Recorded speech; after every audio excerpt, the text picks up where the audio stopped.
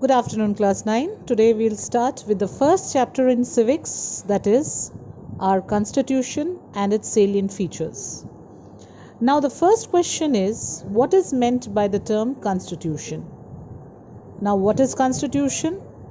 The Constitution is that body of rules and laws according to which a state is governed.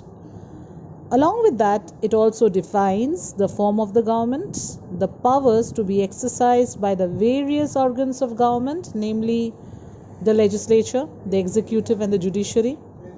It states the limitations on these powers, and it also states about the rights and duties of the people of India. Now, this constitution or our constitution is also known as the fundamental law of the land. Why it is called so? Because it is superior to the ordinary laws enacted by the parliament or state legislatures.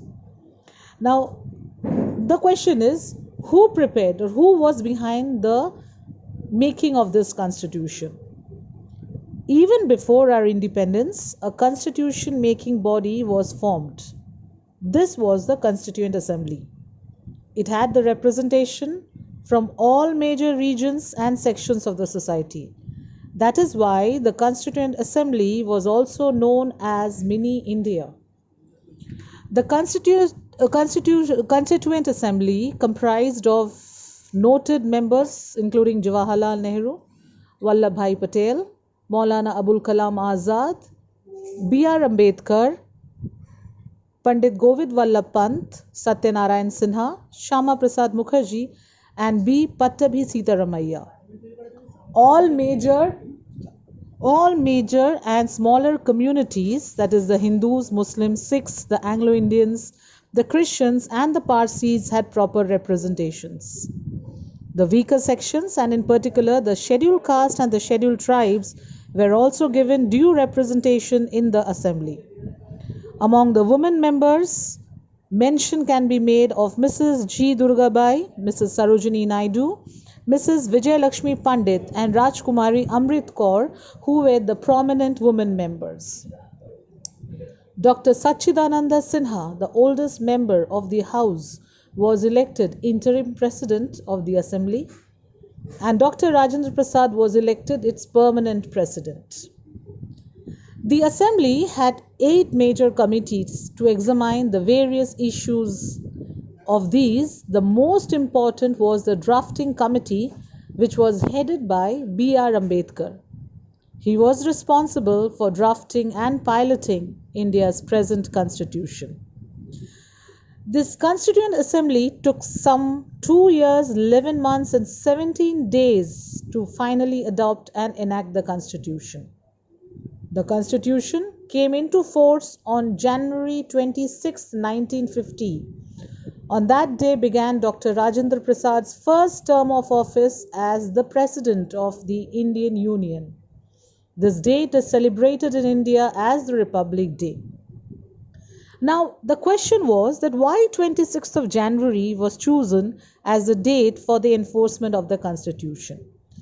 This has a significance. January 26th in India's freedom struggle had a very important significance. It was in the Congress session at Lahore, 26th of January was decided to be observed all over India as the Purna Swaraj Day, and the first complete Independence Day was celebrated on January 26, 1930. To mark this day, January 26th was selected as the date of commencement of the new constitution. At present, we have now 395 articles and 12 schedules. Now, this constitution has an introduction. This is known as the preamble. Now, what is a preamble? It is an introduction to the constitution. It walks before the constitution and tells you the source, the objects and contents of the constitution.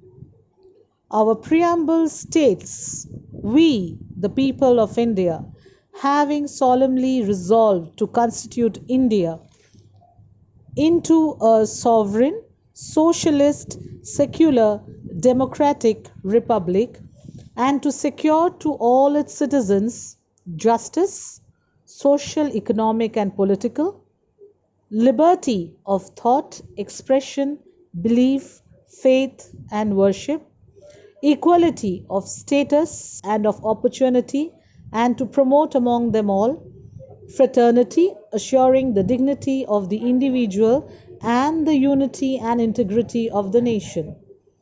In our Constituent Assembly, this 26th day of November 1949, do hereby adopt, enact, and give to ourselves this Constitution.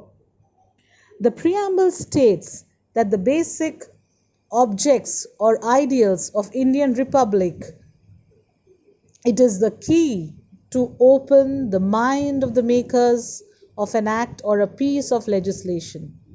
If a rule or law is vague, the preamble can be referred to in order to make out its meaning.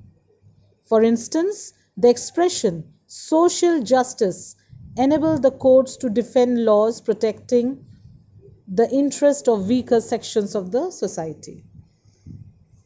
So this much for today, children. The next day we will discuss about the salient features of the Constitution.